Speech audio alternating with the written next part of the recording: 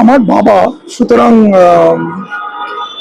আমার জন্য আমার বাবা কোনো অভিনেতা নন, কোনো শিল্পী নন, উনি আমার বাবা। সুতরাং আমার মা আগে চলে গেছেন আর বাবা চলে গেলেন, তো আমি পিতৃহারা হলাম। গল্পই বলছিলাম এবং আমরা জানি যে মানুষটা চলেই গেছেন, কিন্তু তার গল্প করা মানে 80 ভাগই আমার হাসতে হাসতে চোখে জল এসে গেছে। কারণ আমাদের কারোর মনে দুঃখ হলে, কষ্ট হলে তমালদাকে ফোন করলে মোটামুটি একটা ফোনেও 15 মিনিট আমাদেরকে হাসাতো। বড়রা অনেকেই এক এক করে চলে গেলেন। আমি তাও মানে মানে আসতে পেরে ওনাকে যে আমি শেষ দর্শনটা করতে পারলাম, সেটা আমার খুব ভালো লাগছে। কারণ অনেক দূরে ছিলাম, মানে অনস্বীকার্য সবাই জানে। মানে আজকে ফেসবুক থেকে আরম্ভ করে সমস্ত সোশ্যাল মিডিয়ায় সবাই লিখছে তমালদার ভিটি কতটা ছিল, হাস্যরস কতটা ছিল। যাকে তাকে যা খুশি বলে দিতে পারতেন, কেউ কিছু মনে করতো না আর কি। এতটাই উনি অভিভাবক হয়ে গেছিলেন, এই আর কি। আজকে আর এর বেশি কিছু পাচ্ছি না।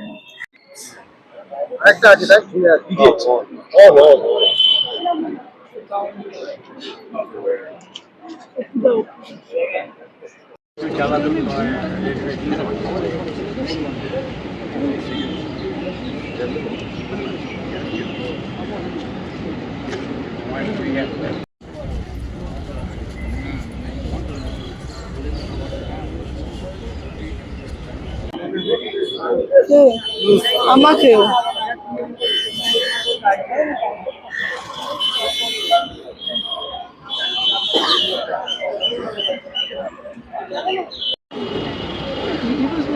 কনফিডেন্ট এনাফ যে ওই হাতটা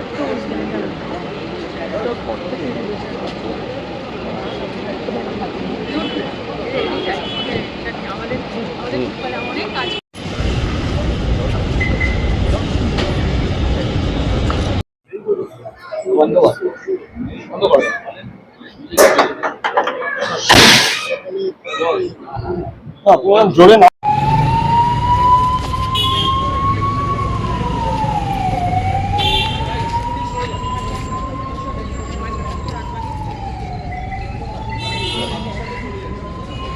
তমালদার সঙ্গে অভিনেতা হিসেবে আমার থেকে অনেক বেশি জানেন মন্টু বাবু, দুলালদা, এরা কথা বলবেন। আমার সঙ্গে বেশ কয়েকটা ভালো গুরুত্বপূর্ণ চরিত্র অভিনয় করেছেন, কিন্তু তমালদা এটা এন্ড নয়। মানে তমালদাকে নিয়ে আমরা একটু আগে উপরে গল্পই বলছিলাম এবং আমরা জানি যে মানুষটা চলে গেছেন, কিন্তু তার গল্প করা মানে 80 ভাগই আমার হাসতে হাসতে চোখে জল এসে গেছে। কারণ আমাদের কারোর মনে দুঃখ হলে, কষ্ট হলে তমালদাকে ফোন করলে মোটামুটি একটা ফোনেও 15 মিনিট আমাদেরকে হাসাতো। আমি তমালদাকে ঋতুপর্ণ ঘোষের বাড়িতে যেভাবে দাপটে দেখেছি, যেভাবে কথা বলতে দেখেছি, মানে লোকটা প্রথম কথাই বলে, শোন তোর নিন্দা করতে একটু ডাকছি, এদিকে আয়। মানে এটা ছিল তমালদার অ্যাপ্রোচ। একটা কালারফুল মানুষ ছিলেন। আমি যেটা বারবার বলি, আমি একটু আগে অপুর সঙ্গে কথা বলছিলাম, মানে অপুর থেকে বেশি সিনেমাতে বোধহয় আমি অভিনয় করেছি শুভেন্দু বাবুর সঙ্গে। এই মানুষগুলো যে কালারফুল ছিলেন না, মানে এমন। এবং কোথায় বসছেন, কি খাচ্ছেন, কোথায় যাচ্ছেন, আর ট্রু সেন্সে একটা একটা মানুষ, মানে শুধু লম্বা চওড়া ছিলেন না, মানে এত বড় একটা হৃদয় ছিল। মানে আমি দায়িত্ব নিয়ে বলতে পারি যে মানে কোথাও একটা জায়গায় তমালদা থাকলে আমরা বলে চলে যেতাম, তমালদা এই প্রবলেম আছে, লক্ষ্য রেখো। সেইটা উনি রাখবেন, কিন্তু তার সঙ্গে গিফট।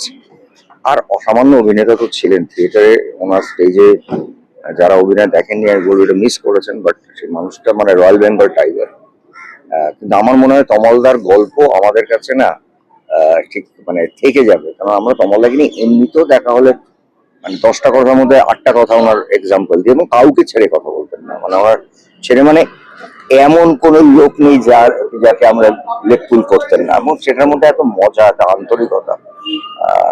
মানে হ্যাঁ, মানে ছেড়ে যাওয়াটা নিশ্চয়ই কষ্টের লাগছে, বয়স হয়েছিল নিশ্চয়ই, কিন্তু তমালদা আমাদের সঙ্গে থাকবেন।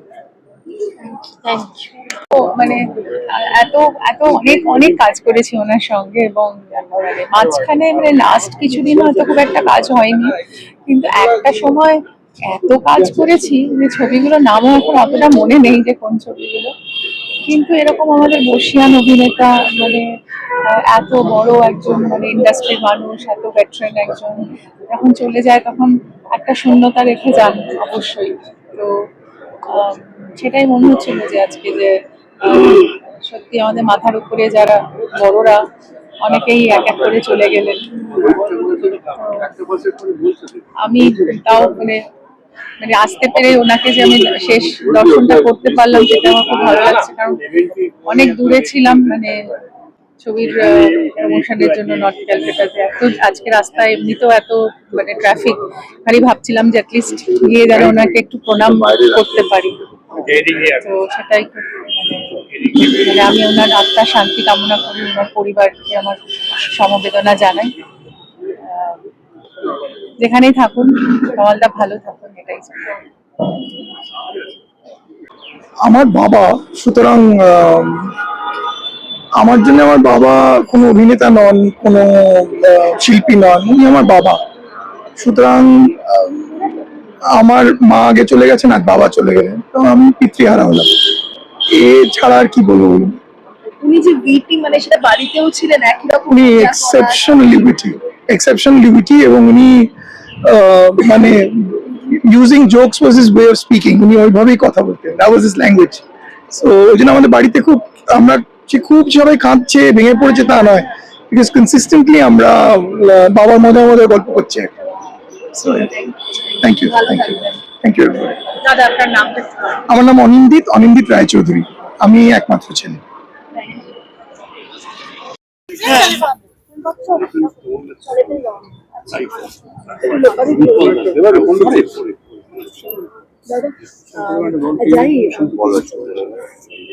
কি বলবো, মানে যেসব বর্ষিয়ান অভিনেতা, সাধারণ অভিনেতা, শুধু অভিনেতা নয়, তার থেকে বড় ছিল বোধহয় মানুষ হিসেবে। মজার মানুষ, খুব জোভিয়াল মানুষ ছিল। শেষ দিন বুঝে কিরে এরকম একটা আওয়াজ করতো, সেই আওয়াজে আমরা সবাই চমকে যেতাম তমালদা আসছে। এবং সব থেকে বড় কথা যেটা তমালদা সম্পর্কে বলার, যে from production boy to producer সকলের সঙ্গে ওর বন্ধুত্ব ছিল, কোনো বার ছিল না, কোথায় বসবো দেখতেও না, ভাঙা বেঞ্চির উপরে বসে পড়তেও, মানে এইরকম এই মানুষটা আর সব চলে যাচ্ছে আমাদের কাছ থেকে, দুঃখটা সেইখানেই। এবং মঞ্চ দাপিয়ে বেড়াতো, মঞ্চে যে কি অসাধারণ অভিনেতা, এবং অন্তু আরো ভালো বলতে পারবে। আমিও একটুখানি সঙ্গ দান করেছিলাম, কিন্তু তারপরে তো যাই হোক সিনেমায় তো আছে প্রচুর ছোট ছোট চরিত্র, অবিস্মরণীয় চরিত্র সব অভিনয় করেছেন। বিদেশি শুধু সিটি অফ জয়তে অসাধারণ অভিনয়। আমাদের আন্তর্জাতিক স্তরের মানুষ, আন্তর্জাতিক স্তরের বলছি যে তার স্বভাবে, মননে, কথায়, বার্তায়, ব্যবহারে একটা অসাধারণ মানুষ ছিলেন। চলে গেছে বলে বলছি না, সবার সম্পর্কে তো এরকম বলা যায় না, কিন্তু আপামর মানুষের কাছে উনি মিশতেন। থিয়েটার প্রেমী মানুষদের সঙ্গে তো একটু বেশি আড্ডা ছিল, যেমন সৌমিত্রদার ছিল তেমনই। আর কি বলবো, এই বেশি আর কিছু বলার নেই। মন্ত্রী যদি কিছু বলেন। আমাদের আলাপ হচ্ছে থিয়েটারের সূত্রে, 1973 সালে এতদিনের একটা বিষয়। সেরকম একটা মানুষ চলে গেলে আর এত মজার মানুষ সঙ্গটা খুব উপভোগ করতে পারে। শেষ নাটকটা উনি করছিলেন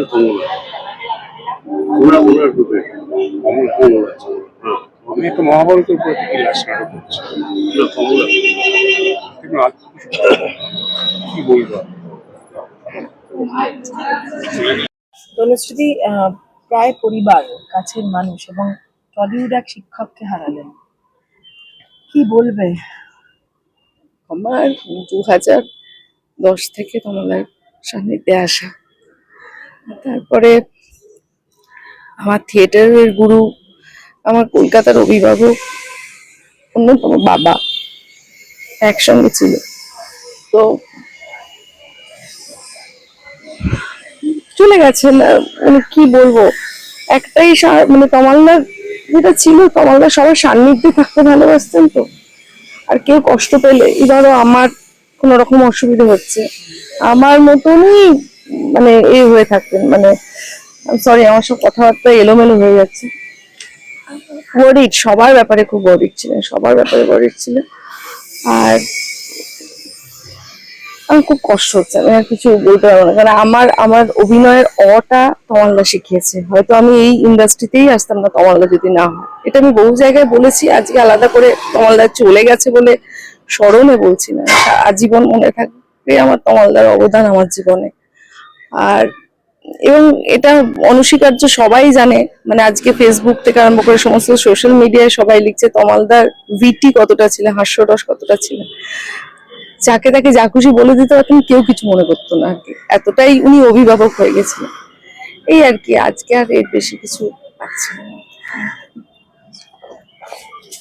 তমালদা একজন জীবন্ত কিংবদন্তি। তমালদা যেখানে থাকতো, he was always the centre of attraction.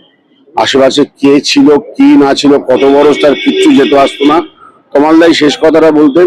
এবং তমালদা মানে একটা উৎসব, তমালদা মানে আশেপাশে একটা হইচই আনন্দ। আমরা সারাক্ষণ তমালদার জন্য অধীর আগ্রহে অপেক্ষা করতাম কখন তমালদা আসবে এবং আসরটা জমিয়ে দেবে। তো আমরা তমালদার কথা স্মরণ রেখে এখনো বসে বসে সেই সব কথাগুলোই হচ্ছিল। তমালদা আমাদের মধ্যে ওইভাবেই বেঁচে থাকবেন। তমালদার নিজের রসিকতা, নিজস্ব স্বতঃস্ফূর্ততা নিয়ে তমালদা আছেন, থাকবেন, থেকে যাবেন আমাদের মধ্যে।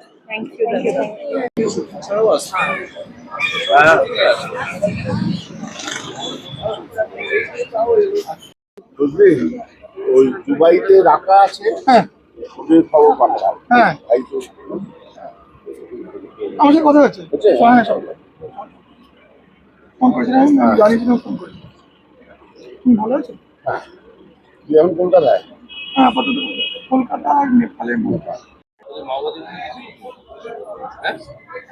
No. No.